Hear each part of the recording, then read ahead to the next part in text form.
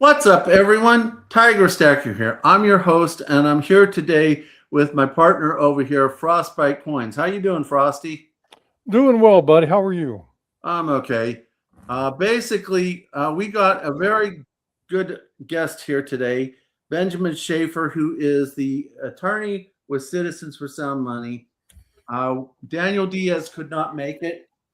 He moved way too much silver and got himself a bit of a back pain. Shame on him. Yeah, he's a big, strong guy, and when you try to carry more than one monster box of silver at a time, it's actually heavier than it looks. Oh, that's true. Been there, done I that. wouldn't know. So this is going to be interesting because there's a lot of new things coming out with Citizens for Sound Money. And for those of you who have not gone to their YouTube channel, please do so. They put out a lot of good content every Tuesday and every Friday evening. I think Friday's the live stream and Tuesday is the premiere. Do I have that back? Other way around. Every Tuesday evening, we do a live stream talking about the news, what's going on in the world of stacking, what's going on in the world of numismatics, what's going on with gold and silver, right? And then Friday, that we have some special guest each time. Awesome. So, I watch a good bit of that. So I would love to see you all go there. Plus, occasionally, they will do a giveaway on a 1/5 ounce silver. I won this, didn't even know I won it. My wife came up to me and said, "What did you buy?" And I opened it up and realized, hey, I must have won that. Yep. That's our special 1/5 ounce rounds of silver. Made by your old CEO, Jim Forsyth. That's right. He had those made. They say live free. It's got the New Hampshire info on there. And really cool little piece. You happen to recognize these? I don't think I do. They are slices of Comex bars. Ah, okay. Well, I've seen some Comex bars, but yeah. And they are basically stamped with the information on the Comex bar and with a silverback from Silverback Precious Metals, which was another Jim Forsyth invention. So he did a lot of work. He really did. And in founding Citizens for Sound Money, he really had a big vision for taking this beyond what I think we normally do, which is, most of us stack or collect something. He really wanted to change the whole world, and he did. I mean, he was a state legislator in New Hampshire, and he just had he had some really big ideas. And so he founded Citizens for Sound Money so that there'd be an organization that could, in perpetuity, and it's really important now that he's gone, that our organization could keep fighting the good fight and change the world, we hope, for everybody who uses Sound Money. I totally agree with that. And it's a good thing that he built the organization up so that there would be soldiers to replace him after God called him home. Yep. So they're basically, Stack-A-Lector is a collaboration between a numismatist collector and me, who's more of a stacker, and the symbiosis that happened initially between the two different styles of people getting precious metals. Then it developed into trying to teach the community on how to protect themselves, especially with newbies. So that's how this program started. We do it every week, once on my channel, once on Frosty's channel. So one of the things that I want to point out is that whether or not you are a collector, numismatist, or just a collector, or you're a pure stacker, there's something in this for everyone. But one of the things you and I talked about off camera was that things seem to be changing. They really are. We're living in some interesting times. That's one of those Irish curses or whatever that sounds funny, right? They say, you live in interesting times. And I think we do live in interesting times right now. And it remains to be seen whether or not any of these big resets are going to happen, whether or not gold and silver is going to be massively repriced, whether or not monetary policy is going to take one direction or another. A lot of these things aren't really set in stone until they happen. But there's just a lot of interesting talk, a lot of experiments that are about to go down. But it's exciting to talk to both sides of this conversation, both the stackers and the collectors, numismatists, because I think almost all of us are tempted to at least do a little of both. I started out primarily as a stacker, but when you see some of these beautiful rare pieces, when you see certain coins, it's like, you know what? I gotta have it. I gotta have that. And so you start getting interested in it. You start learning. And then pretty soon, you might have thought you were just going to stack a bunch of Morgans for their metal content. And then you start checking all the dates and mint marks just to see if you got one of those rare ones. So I'm excited to be on with both of you. In fact, that's one of the very first projects Frosty and I did, not on YouTube, but we went through my entire list of peace dollars because he's a peace dollar expert, and that's one of the very first things that we ever did that developed into what you see here. So yeah, one of the reasons that we did that was to try and help people understand you don't have to be a stacker, you don't have to be a collector, you can be a combination of both, right? But what's important is if you're a stacker, at least understand what's in your stack, because otherwise you're going to leave money on the table. And Absolutely. that money may come across, and this is where I was trying to talk with Tiger about this. And he's like, I got a really good idea. Why don't we pull this together and do this? And he ended up increasing his physical weight by double. And I ended up meeting my numismatic needs by getting a couple of the pieces that I needed to help my book. And so there are ways that you can engage in this hobby to benefit both. But there's nothing like having a tube of 1996 ASEs and selling them for $65 when they're $145 a piece. So you're leaving a lot of money on the table if you don't have some sort of basis and understanding. So this is why we've come together to do this. That's really awesome. And that is basically what Daniel, my friend Daniel Diaz, calls working your stack. Let's say you just want to maximize the amount of metal in your stack. Well, then if you understand what you've got, then you can make it grow. What you just need to do is arrange the deal before you make the deal. You find out Correct. if what you have is worth more than its metal value, or if somebody needs it even. Maybe it's just convenient for someone. And then before you complete the sale, before you sell it, you find out if there's a way you can flip that quick. If you've already can put in a purchase order to get something that will grow your collection or grow your stack, and then you can't lose. Once you have both deals lined up, you execute both deals, and you've grown your stack or you've grown your collection in a beneficial way.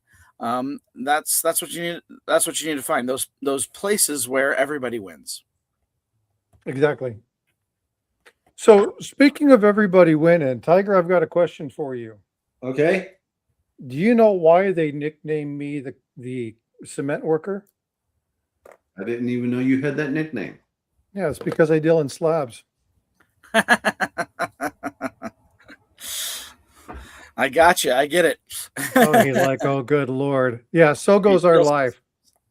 You know what that deserves, don't you? Silence! I kill you! No. Well, hey, let's get into the topic today.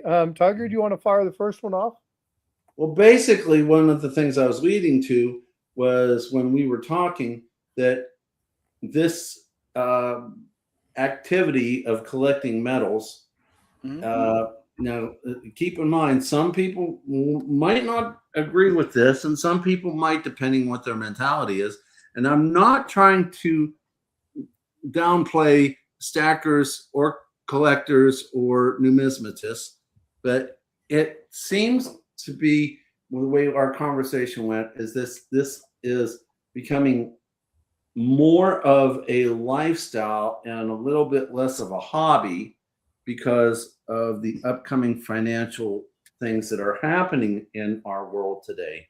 Now, some people can argue, I'm more of a collector, and I'm going to get my wealth on the flip side from having collecting, and other ones being more stackers. I'm going to say I'm building my weight, and therefore, I'm going to be preserving my family's wealth mostly by weight, which is just temporarily prelude back to the exchange of the peace dollars. Frostbite got to fill his collection book with things that he was happier with. I ended up, because we did it on a equal fiat dollar basis. Okay. I got more weight in my list because long before I ever came down with cancer, I always prepared my family for my ultimate demise. Because I was always taught a mark of a good husband is good father is to prepare your family for your ultimate demise. So I wanted something that my wife would understand and she wouldn't have to deal with collections and numismatists and all that. I try to make things as simple as possible for her to deal with and in case something happens to me. So and I I'm like I said, I'm not trying to discredit collectors or numismatists or even stackers, but this is becoming more and more of a lifestyle based upon what is going on with something that we had talked about. So I was wondering if you would continue on with that discussion for the audience here.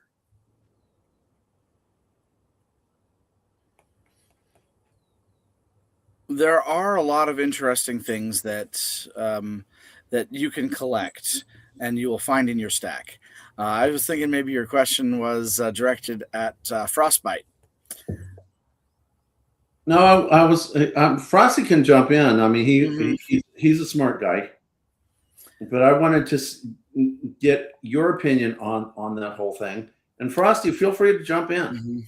Well, I mean, I think that is a great way to work it. I mean, you just have to know what you have, right? And that's what makes it a win-win for everybody if you can actually recognize the different types of value you have.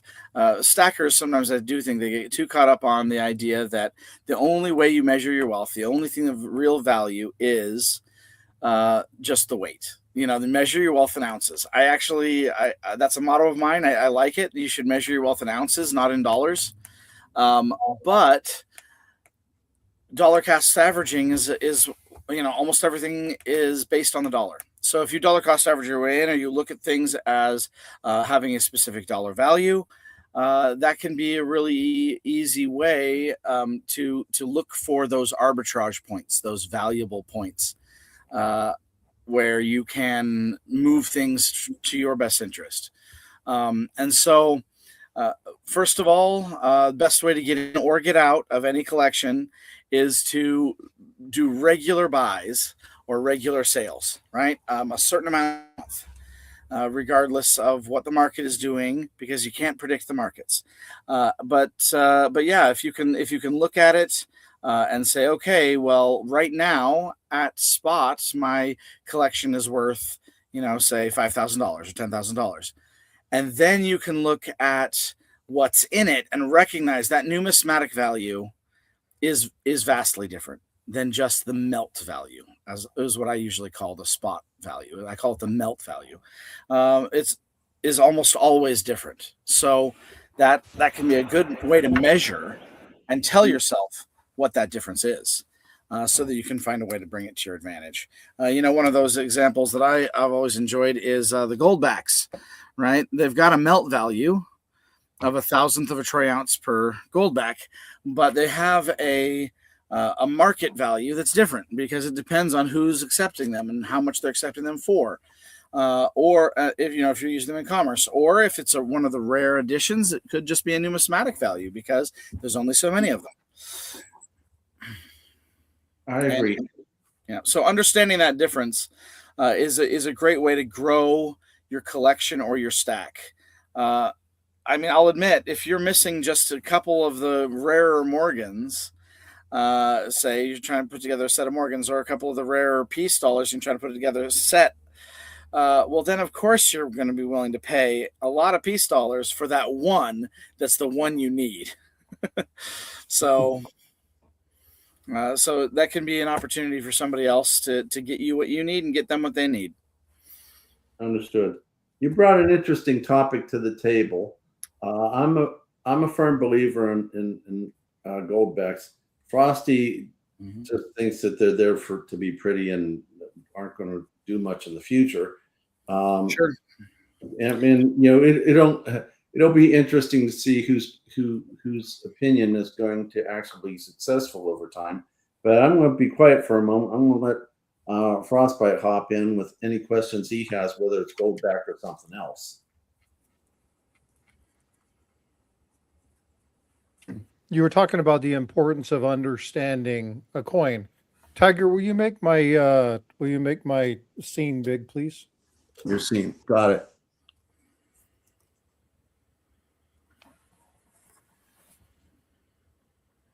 Does anybody know what that is? Let me It's a set that piece down dollar. here. It is, but can you tell me what it is? Why that one's important, maybe? Why that one's important? I can't make out the year very well. Hold on just a second. Let me trying to see. adjust. Maybe it's the light real glare. quick. But yes, my first thought is I can tell it's a piece dollar, but I better figure out what year and what mint. Then we'll see if I know why it's important. Okay, so but It you also just got some pretty answered good my relief, though. That's not a slick one.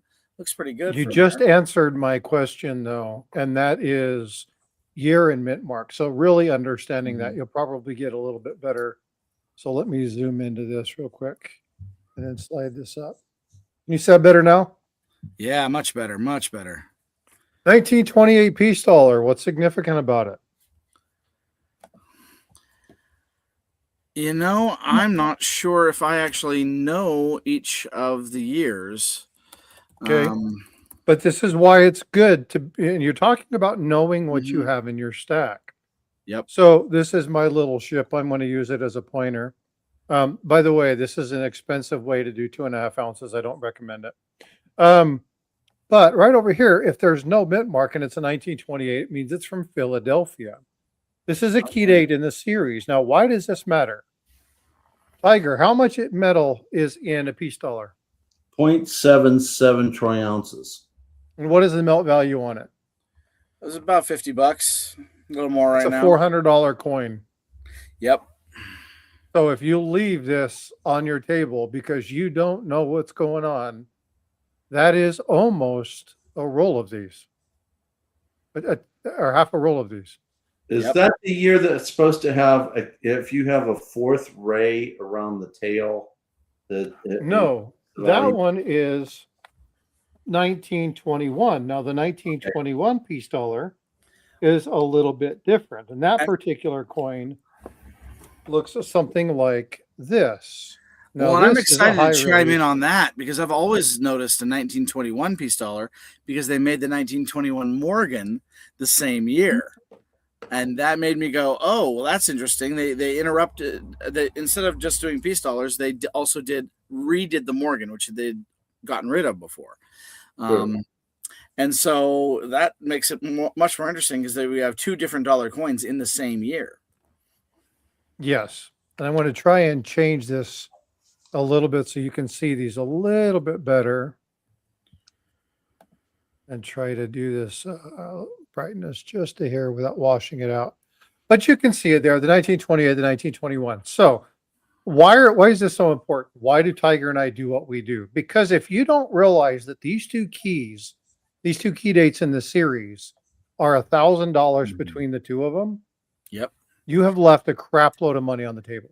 Right. You might have thought you had two $50 coins, when in actuality, you had two coins that are each worth hundreds, especially if you get anything approaching a mint state coin. It could be worth thousands.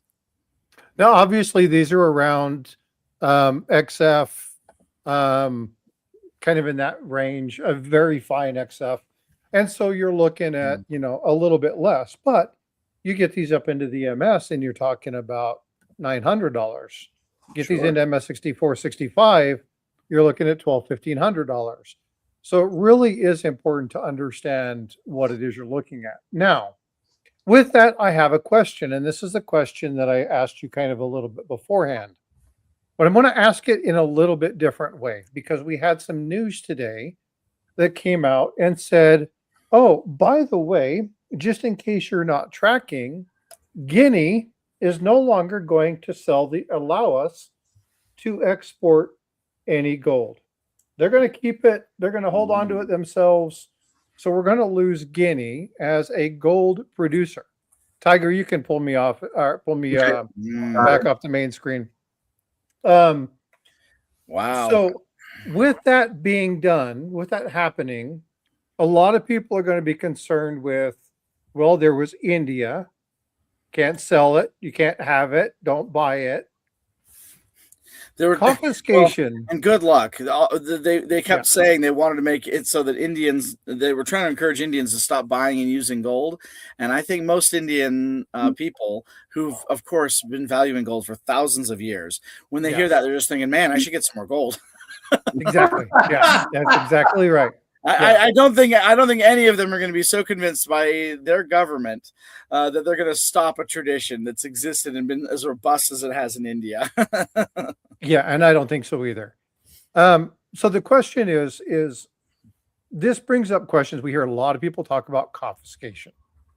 Mm-hmm. And what happens when all these places start hoarding their own? Yep. What's going to happen here? What's that going to look like? What's your opinion on how that's going to look? Well, I think that, they say that there's nothing new under the sun and that history repeats itself. So I do think the first note on that would be to say, of course, there's going to be different types of monetary policy. There's going to be types of confiscation. But that's not to say it's going to look the same. I think that it's not going to look anything like it did about 100 years ago, right? FDR famously, and I've met a lot of stackers very nervous about this.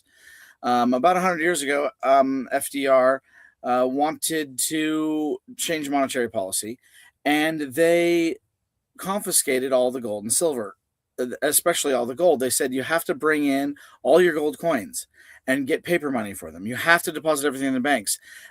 Basically, there was, of course, some criminal threats. Not that they'd necessarily find every random coin or necessarily charge you, but they wanted to make sure that no one was hoarding is the term, right? This money, that it was so vital to national security. They made a big point about how patriotic it was to give them your coins. And there were some people who were really felt threatened, of course, by the fact that technically you could even go to jail if you were hoarding gold. Well, this led to pretty much everyone giving up all of their gold, and that gold then being revalued by the government at almost double, or in other words, this paper money was valued at almost half of what it was as soon as they received their paper for their gold. Essentially seizing not just the gold physically, but seizing half of the currency value from the entire nation all at once. Right. Which is so unprecedented for anyone alive today to really think about. Can you imagine if Trump could wave a magic wand like FDR did and just say, there's now a 50% tax on the entire gross worth of the entire nation. I'm going to take half of everything that anyone possesses. I'm going to take half of your money in one day, all at once. Pow. Right? That was catastrophic. It was terrifying. And so people look back at that and they're traumatized. And so the fear is, could we see confiscation again? Well, yes, we could see confiscation again, and even on that or an even larger scale, but that doesn't mean it would follow the same mechanism. It wouldn't happen the same way. No one's going to be telling you that you have to, I believe that in spite of all these changes, nobody is going to send the police door to door to try to find a gold or silver stack or find out who has a coin collection. I don't think that they're going to be demanding that you have to turn in all of your precious metals, for example, this time. And why do I think that they won't do it that way? Well, primarily because that's not where all the money is. It might be where all of your money is. Don't get me wrong. Tiger Stacker, so much of your money, your worth, what you need is, of course, in precious metals because you're a stacker. But when you look at this in the big international monetary policy sphere worldwide, most people aren't stackers. Most people have actually missed this great opportunity before they do a reevaluation, before they do confiscation, to make sure they get some precious metals. That's why it's so urgent, I think, for people to do this now, is to prepare for confiscation, because confiscation isn't going to be that physical way. It's going to be done through monetary policy. That's the way they've been doing everything these days. So what I want the viewers to understand is just how powerful and immediate and almost inescapable, even harder to escape, confiscation will be this time than it was last time. Last time, you really could bury your gold or silver coins and they probably wouldn't know. They probably wouldn't find them, even though they demand. Now, what's happening is that we have these monetary policies, like inflationary policies. During COVID, for example, they issued a lot of money out there. During the 2008 financial crisis, they did all this quantitative easing and they bought up securities in the market. They bought up mortgages. They bought a huge interest in insurance companies, all kinds of things. When they do that, what people don't realize is that is confiscation. They don't have to send jackbooted thugs to knock down your door and grab your stuff from your house in order to confiscate. All they have to do now is change the monetary policy so that everything in your bank account, every credit card balance, every thing valued in dollars gets confiscated through monetary policy. And that's really what they've been doing, what they're going to continue to do. And I can see that happening in a big way in the next little bit. One of the ways that we've been talking about that potentially happening, that's going to sound good to stackers at first, is that there's a lot of talk in Washington, D.C. right now about revaluing gold, about taking the gold that's in Fort Knox, right? And instead of saying it's worth about $42 an ounce, maybe they could say it's worth $10,000 or $20,000 or who knows what. Well, that sounds good to us stackers, because I'd love for my 1 ounce coins to be worth have a base floor level of worth $20,000, right? That sounds good. But what we're forgetting is the entire scheme is just an excuse to print money a different way, right? It's a way of addressing the debt or inflating away the debt.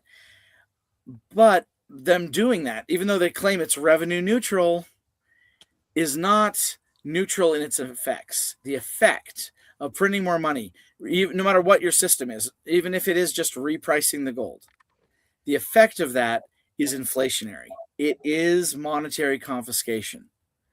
So those of us who have a bunch of gold, let's say they reprice gold or silver, or both, in some, completely new way in order to address our problems with the national debt, we're all going to be hurt a lot by the inflation.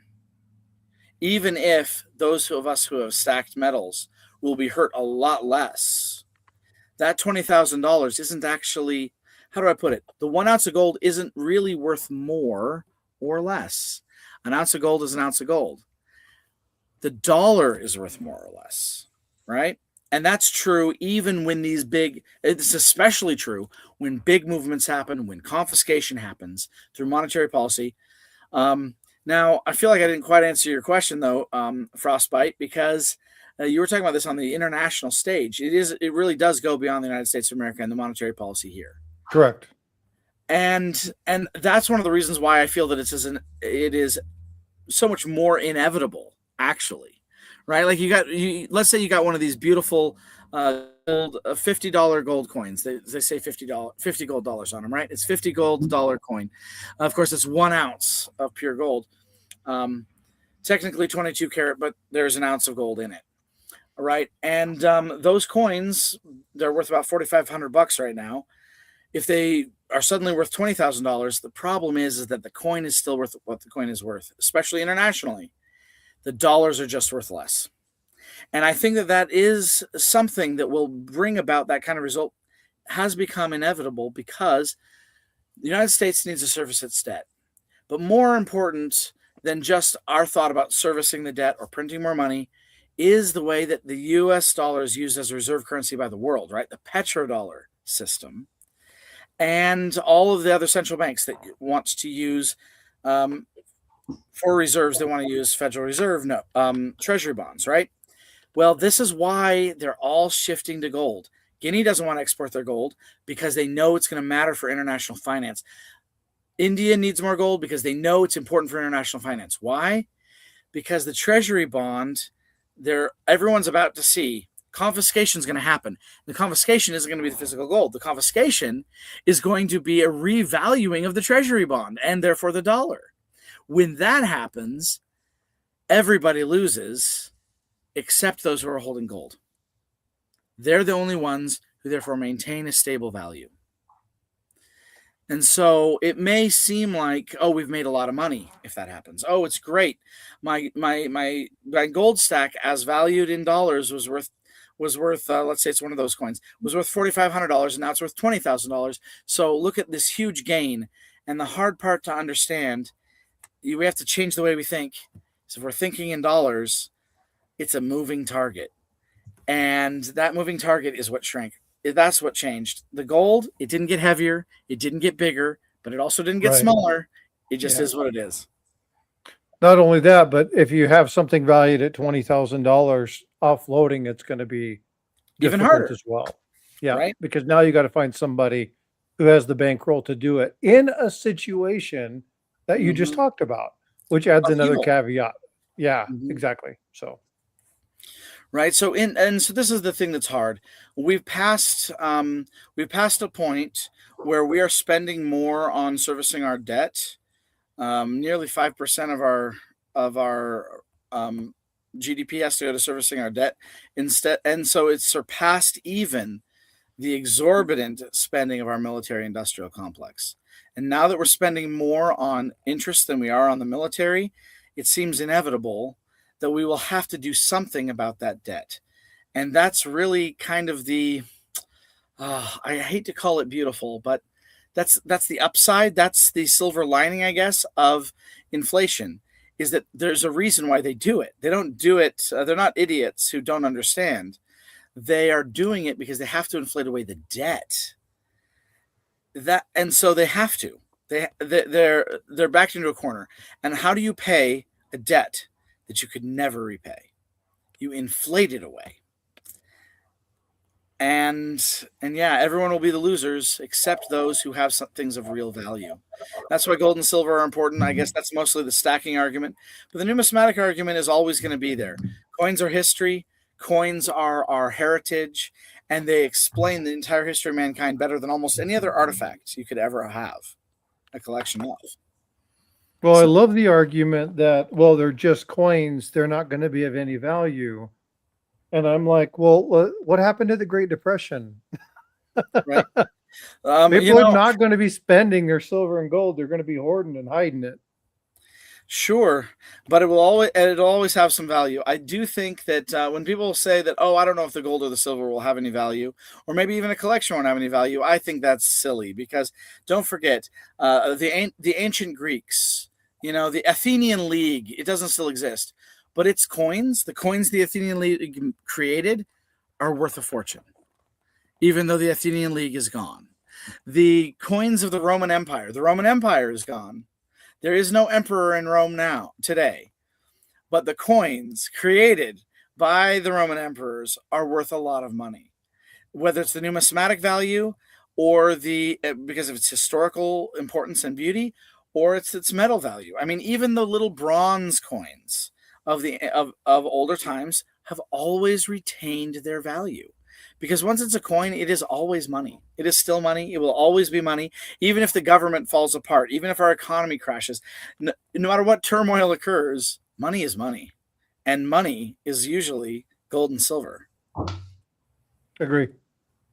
I agree. One of the things that we were talking about with, confiscation and, protecting what you got, I brought this up for a particular reason. There's a wonderful story Frostbite did on the Renfield hoard about a guy who basically hoarded loads and loads of silver dollars. And now this is more of a collectible item than it is a stacking item. But the history is there. He didn't trust the government. Yep. And he stacked in the weirdest way, but he stacked. So here's a question for you. So pull that back up. Benjamin, have you ever seen this hoard before? I have not seen that hoard before. I mean, of course, I've seen a lot of Morgans, but yeah, the Renfield collection. I don't say this to be snooty, but it's probably one of the best videos I've ever done on a hoard. Mhm. But here's the thing. You crack that out of that slab and that $600 coin becomes $50. Yep. Provenance matters. Provenance does matter. Provenance And again, it's because coins are history, right? And the history of that coin isn't just the history of the United States, it's the history of that particular collection. Agree. Yeah. Yep. And what did that person... What I paid for it. Back in 2024, I paid $75 for it. Nice. And of course, back then there were plenty of naysayers saying things like, "Oh well, silver will never be worth $75 an ounce," and that's become the status quo. We're a little lower than that right now, but that's right in there with what we expect it to be. So, it's funny how these things change over time, and this is why I say confiscation is real, is because you can trust the government. I'm going to turn Renfield's collection on its head a little bit here and say you can trust the government to act in its own self-interest, just like you can trust the whole system to work in its own self-interest. And it's in the self-interest of the government to inflate away its debt. Meaning you can absolutely count on the fact that it's never a matter of if, it's a matter of when. People will say, do you think gold could go up to $5,000 an ounce again? I say, well, if you're saying if I think it'll be $5,000 an ounce before July 1st, for example, right now, and we've only got about a week left, I would probably say maybe, maybe not. But if someone says, do you think that gold will go over $5,000 an ounce ever?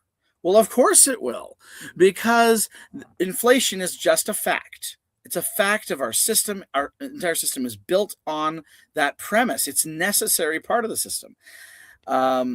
It's going to happen. It just is a matter of when. If they lose control of the monetary policy and it really runs away from them, it'll be very soon.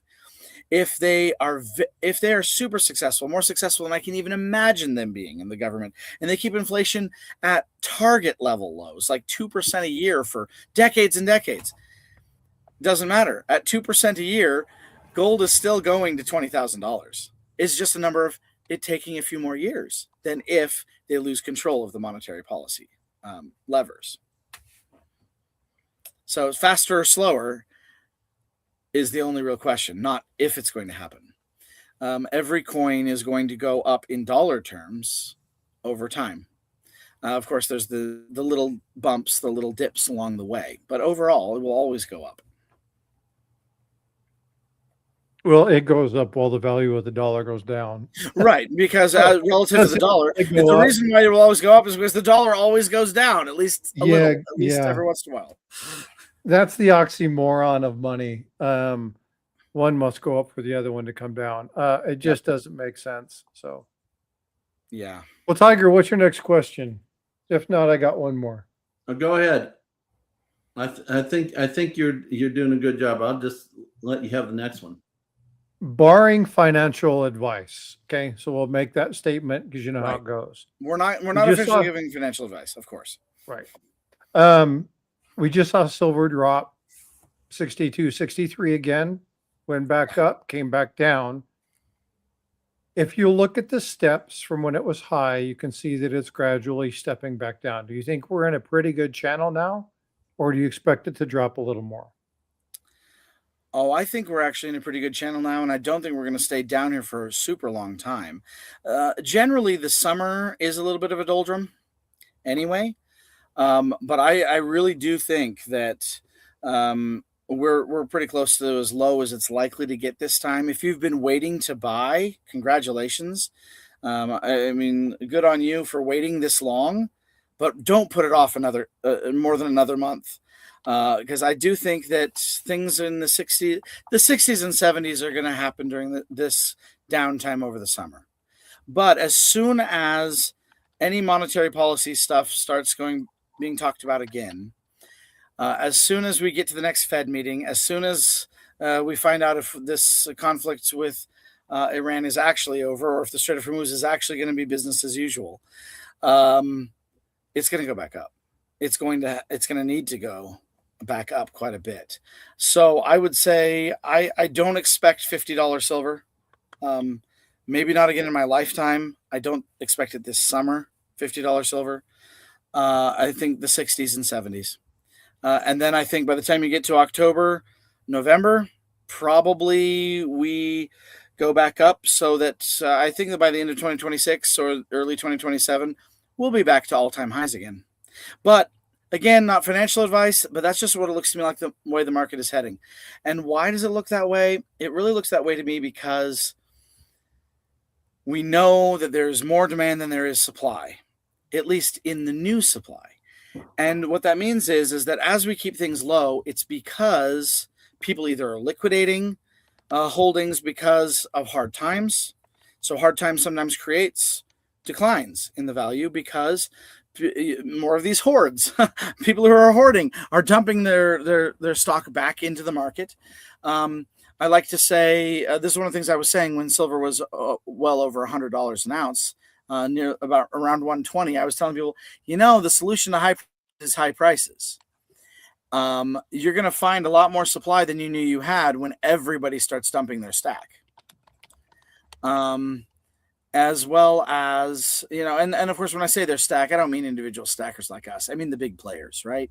Mm-hmm. There's various institutions that are sitting on larger hoards than any of us as an individual would have. And so those things will then move the market in the other direction because it's gone too high, it has to go too low.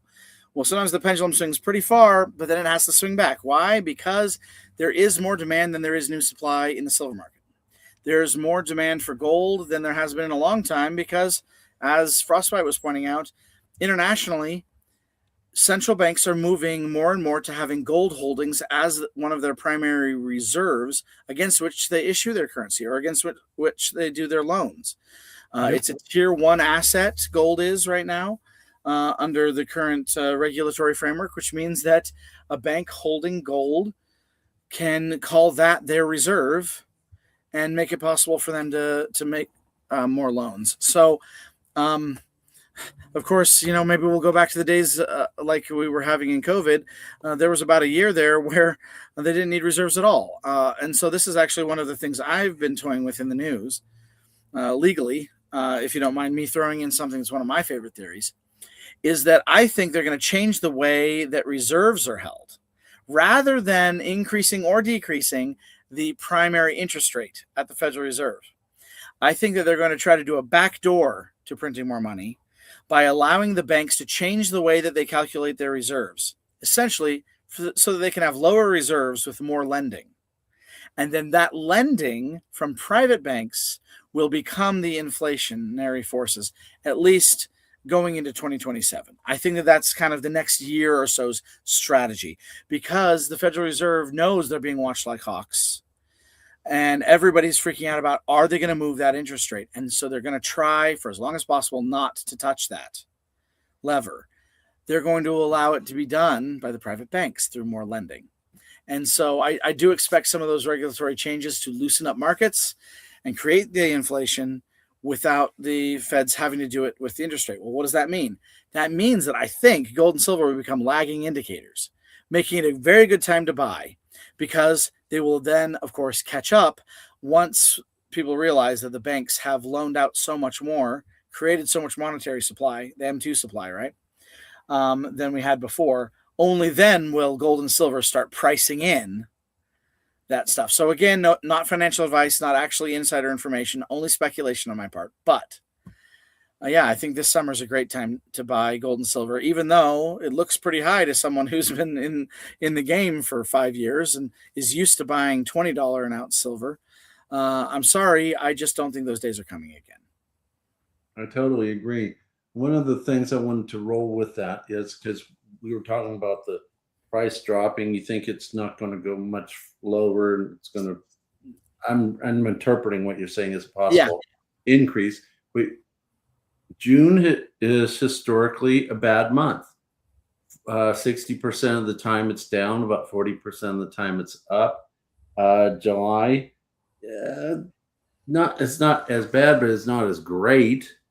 So what do you think July's going to do? Do you think it's going to still stay low, drop? I do. But I should point out that if Daniel Diaz had been here today, he and I have been debating this as we're looking at these different monetary and supply and demand, all the big macro factors, right?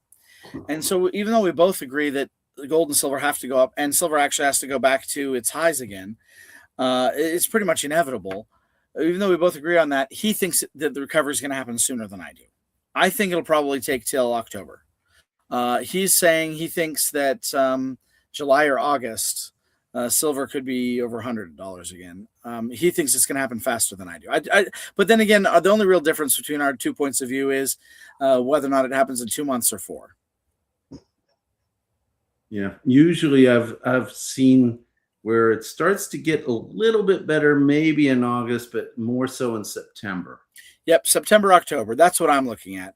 And but Daniel Diaz has been feeling that these factors are too strong to be ignored, and that it's also possible that some of these big monetary policy changes, this type of which really is a form of confiscation, not of the precious metal again, but of the value of the American people's money. That form of confiscation, he believes, is going to be aggressively pursued by the Trump administration over the summer, in which case gold and silver will have to skyrocket when that happens. I see a very interesting question here. Let me go see if I can pull it up onto the screen. Nope, my computer's not completely working well with me. Enmarsh says, where do you think silver will be in 5 years? And then also he said next in 10 years.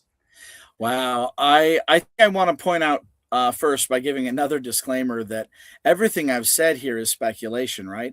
Nobody can tell you if it's going to go up, down, or sideways. I mean, especially, and the farther out you look, the even harder it is to guess. I mean, it may be that we discover some new energy technology that makes all of the industrial uses of silver completely obsolete. Yeah, maybe it turns out that and that's some special chemical for some new wiring system that's made out of, like, I don't know, liquid chlorine or something weird, is going to somehow replace all of our technology, and it'll be amazing, and that'll change everything, and it could bottom out because silver won't have any industrial uses anymore. It's possible, but what does it look like right now? And barring these types of changes in the market, I think in 5 years we're looking at $500 to $1,000 silver. 10 years we're looking at thousands, maybe tens of thousands of dollars an ounce silver. And why do I think that could happen in as little as a decade? Because it's really hitting the fan right now for the central banks. Central banks around the world are no longer holding treasury bonds as their primary reserve asset. They're holding gold. It's passed. The line is passed. All of the banks, all the things in the world, from Bretton Woods all the way back to Bretton Woods, have been using the U.S. dollar as their reserve. The petrodollar, all kinds of things have conspired and combined for the last long time to make the dollar supreme in the world. And yet, almost all of those deals are falling apart. It seems impossible for the dollar to maintain that kind of dominance when it's only a fiat system. Makes a lot I of sense. I want to touch on something you said real quick. You were going back and talking about silver. I love the argument that we don't know what's going to be discovered tomorrow.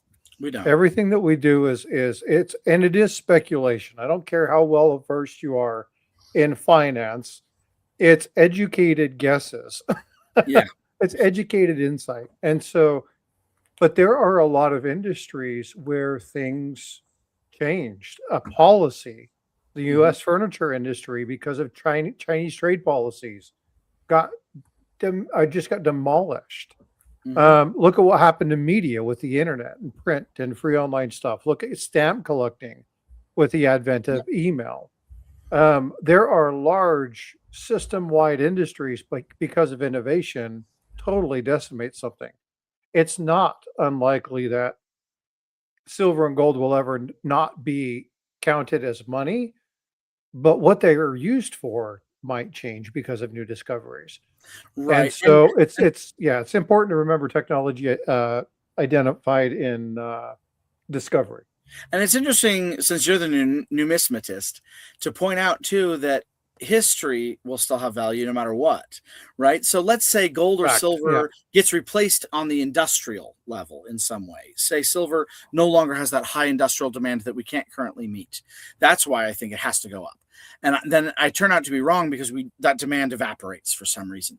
One of the reasons why it's good to have both just ounces and numismatics is because a beautiful coin that tells an important story of the human race is going to have value forever. Let's say silver becomes commonplace. One of these rare Morgans, so that you can tell people about what America was like all the way back in the 20th century or something like that. It only goes up in value over time. And that numismatic value does not disappear. Yeah, Carson City, right? You can tell people the story of Carson City and the West forever. And it'll only go up in value in the sense that people in 1,000 years are going to want to hear about how the West was won as much or more than they do now. It's going to be an interesting thing to have a piece of history, always. I tell everybody when I look at a 1924 peace dollar, it's not the peace dollar that I see. I see a band of brothers who robbed trains and didn't use guns. And when they interviewed the ladies, they said they were kind, they were courteous, and they got all a flutter because they were good looking, suave, debonair men. But they were robbing people blind. And so there's a huge history that comes with this. And, we tell our stories. It's, sit around the fire. That's how we transposed history before the written word. We told stories, we talked, we sang songs. Yep. And so you're absolutely right. There will always be power in history. And anybody who's a stacker that says it won't, I dare you to tell your husband and wife that you won't take any photos of your kids for the next 10 years because history matters. History matters. History matters. And that photograph, that piece of paper isn't valued because of the piece of paper. It's valued because of the picture that's on it. And it's the same thing with, historical coins. At some point, that's an important part of the story of the human race. Maybe it will be more valuable because of what's on it than what it's made out of. And that numismatic value, it will always continue. I got to see a Lydian stater, and I didn't see a little piece of silver with a turtle on it. I mean, I like turtles, I guess.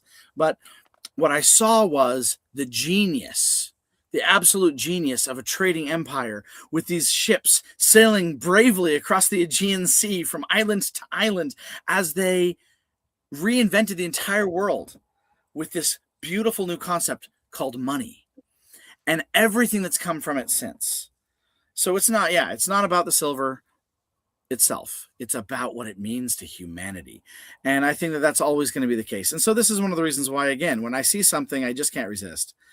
I'll pay the premium and I'll get numismatic pieces because I think everyone should have both. Everyone should have both. And I think that this happens to a lot of stackers. They start stacking silver bars, and then someone shows them says, "Hey, well, you believe in silver, right?" And they say, "Yeah." And they say, "Would you take a stack of Morgans, a tube of Morgans, in exchange for something?" And they say, "Well, sure, why not?"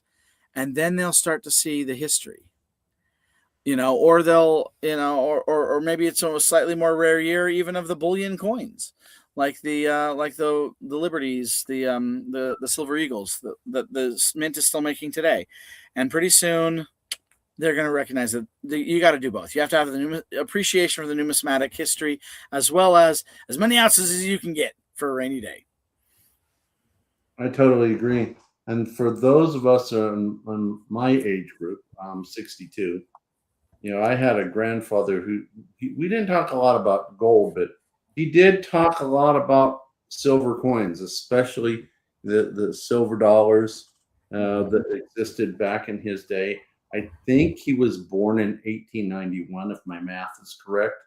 So he lived through a lot of monetary change, and which was, we had more purchasing power in the in his time, less in my time, and even less so in my grandchildren's time. So these pieces of history, whether it's the Morgan dollar, whether it's a peace dollar, even the 40% Eisenhowers, they're all piece of our history.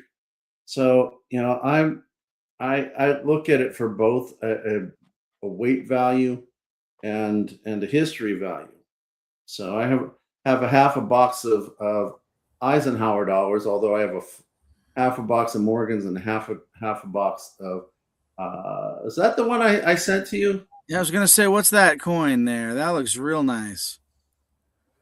I think that's the one I sent to you, isn't it, Frosty? Yeah, that is 18 is it? Holy cow, I can't see. Where's my Plastic loop? head. I got it. Hold You on. got that I got, loop. oh, he's got my loop handy. Nice. 1834. 1834. And they used to call that what, $5 or $10? I think it was a $5. $5. Yeah, so they used to call that $5. And I tell you what, I pull a $5 bill out of my wallet and I'll trade you anytime. And why is that a terrible deal? Why would that be what I would want to do? Because again, the dollar used to be a unit of measure of weight, of precious metal. And now it's just a piece of paper. And so, that's why you got to watch out. That's why we need to learn to get in to things of real value as soon as possible. I mean, with the national and the international climate, with more and more countries hoarding gold, it's only going to continue to change. I mean, I see my own kids, and I think about what it is going to be worth later on, and it's just going to keep moving. It really is. But yeah, gentlemen, it looks like we've made it about an hour. I probably better go. Understood. So Well, I got to tell you, Go ahead. Benjamin, I appreciate your time. I apologize, Tiger, for cutting you off. Short notice, great conversation. Appreciate your wisdom and your know-how. Thank you for coming up last minute. Appreciate the time. Thank you so much. Yeah, thank you guys for having me. I mean, what we do here at Citizens for Sound Money, right, is that we promote good monetary policy, but we also just have to do education, because that's what it comes down to. If we want to live in a real republic or democratic society, as we say as well, if you want to be involved in your government, you have to be educated. You have to know what real money is. So that education is something that I'm always excited to have an opportunity to do. So thank you so much for having me on your channels. And of course, I hope you'll look up Citizens for Sound Money on YouTube as well, or go to citizensforsoundmoney.org and support the Sound Money movement. We've got a lot of really exciting stuff going on, and people like Tiger Stacker are already members of that community. We'd love to have you too, Frostbite. We have our own little social media even, where you can get on the C4 Gold community. That's basically short for Citizens for Gold. The C4 Gold community is going to be a place. If you go to citizensforsoundmoney.org, you can see a little preview of it, where we can all have these high-profile conversations with experts, people about the industry, and hopefully then build that movement in a really more educated way. So I'd love to have you all as members of that, and members supporting, of course, the work that we do. Which I want to point out, join Citizens for Sound Money. I did, and I'd hope to do more in the future. I will include information down in the description below. So please go to their website, their channel, subscribe. They need as many subscribers and members as possible. You get a lot out of it and a lot of education of what's going on with monetary policy, etc. So as always, please, for Citizens for Sound Money, for Frostbite, and for this channel, please make sure that you hit the like button, subscribe, hit the bell notification, leave a comment. Because if you just hit subscribe only, YouTube has been taking out subscribers thinking you're a bot. And they're doing it a little bit more than they used to. So make sure that you do that. Also, if you think you're a subscriber, but you're not getting notifications, you might want to go ahead and unsubscribe and a second later resubscribe and hit the bell notification and renew everything so that you can get all the information for all the channels here. So please help us spread the word. So I want to thank you, Benjamin, for taking your time, especially on short notice, as Frostbite had said. I appreciate you being here. Thank you, Frosty, for coming. Yep. And Ben, remember that a joke is just a joke until it becomes apparent, and only then is it a dad joke. Until it becomes apparent. Nice. Okay. So good night, everyone. Good night.